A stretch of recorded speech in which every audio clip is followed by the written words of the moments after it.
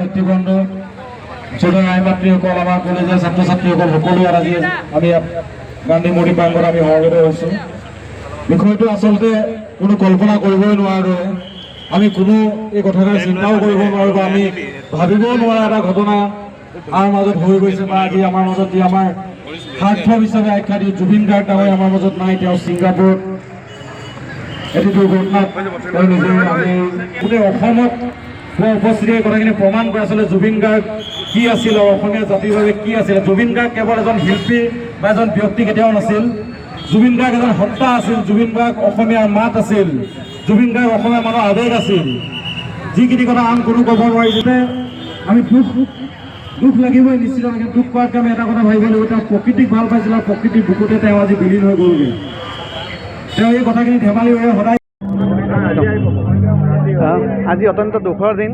আমি অসমৰ চিনাকি যিজনে অসমক চিনাকি কৰাই দিছিলে, আমাৰ অসমৰ হাৰ্টথ্ৰব আমাৰ মাজত নাই। আমি সকলো আৱেগিক হৈছোঁ আৰু ডুমডুমাবাসী ৰাইজ আজি আমি উপস্থিত তেওঁক শ্ৰদ্ধাঞ্জলি জ্ঞাপন কৰিলোঁ। আৰু আজি অৱশ্যে কোৱাৰ আজি ভাষা নাই, আমাৰ মন্ত্ৰত ভৰি পৰিছে। আৰু আমি ভবা নাছিলোঁ ভগৱানে ইমান সোনকালে আমাৰ সম্পদ অসমৰ সম্পদক লৈ যাব বুলি। কিন্তু অত্যন্ত দুখৰ বিষয়, এই সত্যক আমি স্বীকাৰ কৰিছোঁ। আৰু ভগৱানৰ নেদেখাজন যদি সঁচাই আছে, তেওঁৰ আত্মাক সদগতি প্ৰদান কৰক।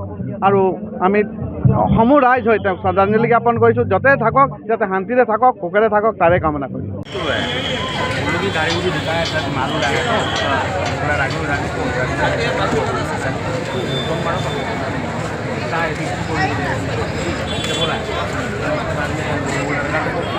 जो कोकोला में बैठता है और वो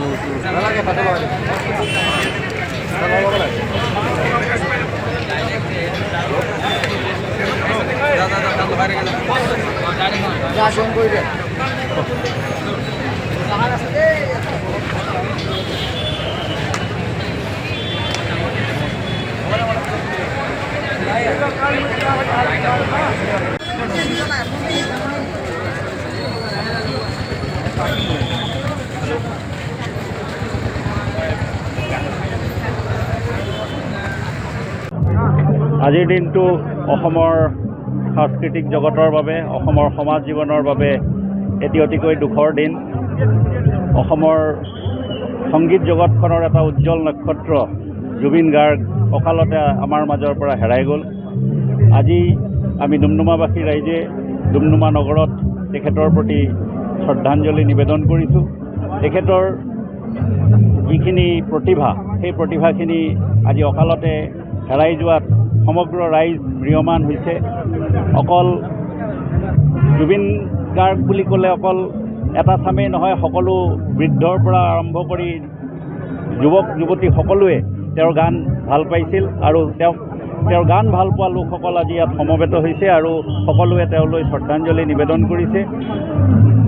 আমি আশা ৰাখিম যে অনাগত দিনবিলাকত জুবিন গাৰ্গৰ গীতসমূহ আমাৰ উঠি অহা প্ৰজন্মই আগবঢ়াই লৈ যাব আৰু সদায় জীয়াই থাকিব।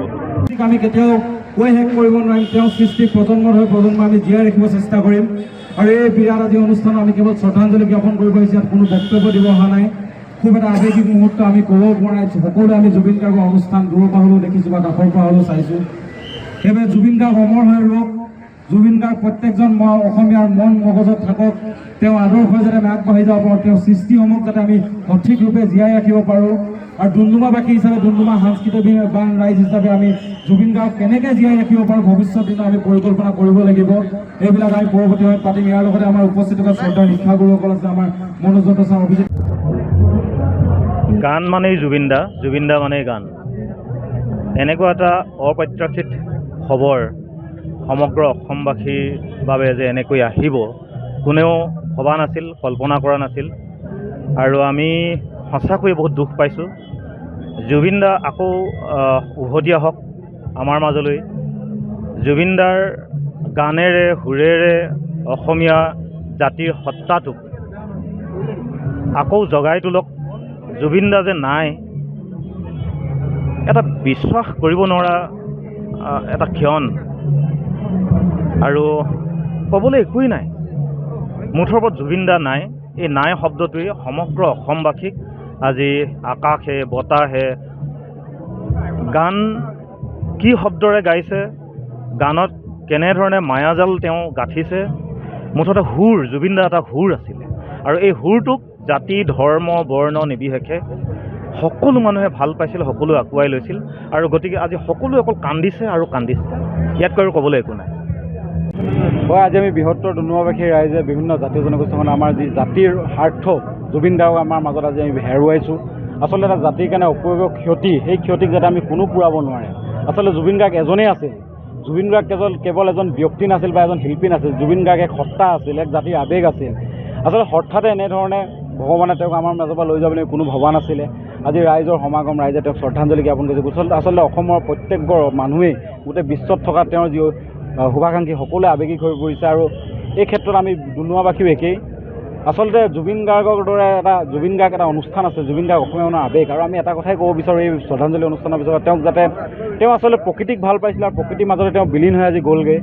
আমি এই শ্ৰদ্ধাঞ্জলি অনুষ্ঠানৰ পৰা নেদেখাজনক এটাই কামনা কৰিছোঁ যাতে তেওঁ য'তেই আছে তাতে ভালকৈ থাকক, কুশলে থাকক আৰু যদি পুনৰবাৰ জুবিন গাৰ্গে যদি আকৌ প্ৰকৃতিত কোৱাৰ দৰে মানুহৰ জন্ম লয় তেতিয়াহ'লে নিশ্চিত আমি অসমত আৰু অসমীয়া হৈ জন্ম হোৱা হিচাপে কামনা কৰোঁ। কাৰণ তেওঁ অসমীয়া জাতিৰ এজন অভিভাৱক হিচাপে কাম কৰিছিল। এজন অসমীয়া জাতিৰ কণ্ঠ আছিল আৰু সেই কণ্ঠক কোনো ৰুধিব পৰা নাছিল। খুব কম সময়ত আমাৰ মাজলৈ আহিলে আৰু খুব কম সময়তে আচলতে গ'লগৈ। জুবিন গাৰ্গৰ পৰা পাবলগীয়া বহুতখিনি আছিল। আচলতে জুবিন দাৰ পৰা পাবলগীয়া বহুত সৃষ্টি বাকী থাকি গ'ল আৰু তেওঁ যিখিনি সৃষ্টি আছিল সেইখিনি আমি জীয়াই ৰাখিব লাগিব প্ৰজন্ম ধৰি। এইখিনি আজি আমি শ্ৰদ্ধাঞ্জলি তেওঁক স্মৰণ কৰিছোঁ। আচলতে প্ৰত্যেকজন ব্যক্তিয়ে আজি আৱেগিক হৈ পৰিছে আৰু তেওঁক কেৱল আমি শ্ৰদ্ধাঞ্জলি জ্ঞাপন কৰিছোঁ। তেওঁ যাতে আত্মাই সদ্গতি লাভ কৰে, স্বৰ্গত স্থান লাভ কৰে তাৰে কামনা কৰিছোঁ।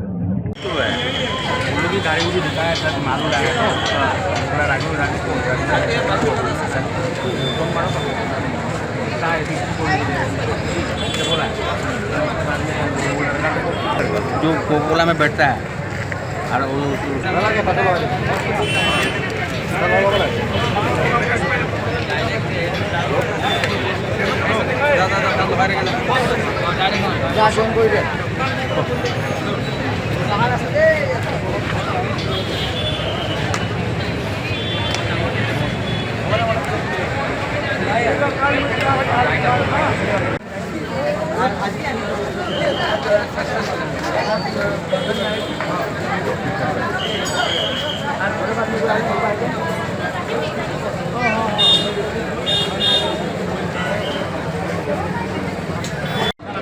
लीटर हमें चलो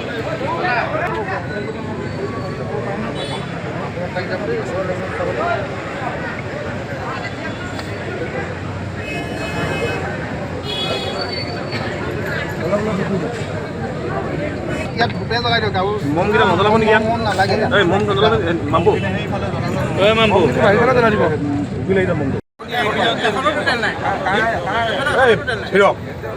कैसे क्यों দিয়া যে লৈ আহিছে দিয়া যে লৈ চালু কৰি ৰাখি সব ইয়াতে যেতে এই মেইন সাইকেল নেতৃবৃন্দ, শ্ৰোতা আইমাতৃসকল, আমাৰ কলেজৰ ছাত্ৰ ছাত্ৰীসকল সকলোৱে আজি আমি গান্ধী মূৰ্তি প্ৰাংগণত আমি সমবেত হৈছোঁ। বিষয়টো আচলতে কোনো কল্পনা কৰিবই নোৱাৰোঁ। আমি কোনো এই কথাষাৰ চিন্তাও কৰিব নোৱাৰোঁ বা আমি ভাবিবও নোৱাৰা এটা ঘটনা আমাৰ মাজত হৈ গৈছে বা আজি আমাৰ মাজত যি আমাৰ স্বাৰ্থ হিচাপে আখ্যা দি জুবিন গাৰ্গ ডাঙৰীয়া আমাৰ মাজত নাই। তেওঁ ছিংগাপুৰত এটি দুৰ্ঘটনাত তেওঁ নিজে আমি গোটেই অসমত হোৱা উপস্থিতিৰ কথাখিনি প্ৰমাণ কৰে আচলতে জুবিন গাৰ্গ কি আছিল আৰু অসমীয়া জাতিৰ বাবে কি আছিলে। জুবিন গাৰ্গ কেৱল এজন শিল্পী বা এজন ব্যক্তি কেতিয়াও নাছিল। জুবিন গাৰ্গ এজন সত্তা আছিল। জুবিন গাৰ্গ অসমীয়াৰ মাত আছিল। জুবিন গাৰ্গ অসমীয়া মানুহৰ আৱেগ আছিল। যিখিনি কথা আন কোনো ক'ব নোৱাৰি। যাতে আমি দুখ লাগিবই নিশ্চিত। দুখ কৰাতকৈ আমি এটা কথা ভাবিব লাগিব, তেওঁ প্ৰকৃতিক ভাল পাইছিল আৰু প্ৰকৃতিৰ বুকুতে তেওঁ আজি বিলীন হৈ গ'লগৈ। তেওঁ এই কথাখিনি ধেমালি হৈ সদায়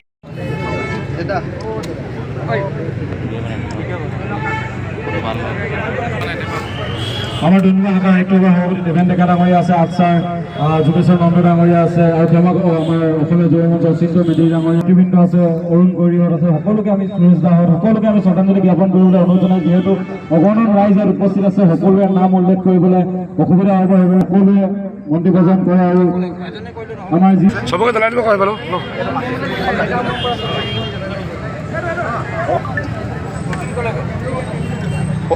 ইয়াত আছে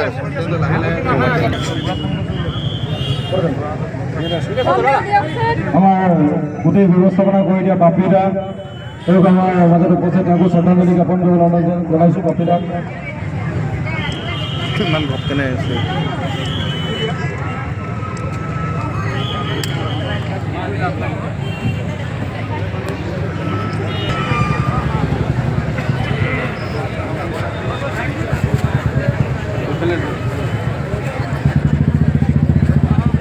বিভিন্ন মন্দিৰ মছজিদ সমিতিৰ লগতে নামঘৰ সমিতিৰ সন্মানীয় বিষয়সকল আছে, বিভিন্ন ধৰ্মীয় অনুষ্ঠানৰ সন্মানীয় বিষয় শ্ৰদ্ধাঞ্জলি জ্ঞাপন কৰিবলৈ অনুৰোধ জনাইছোঁ।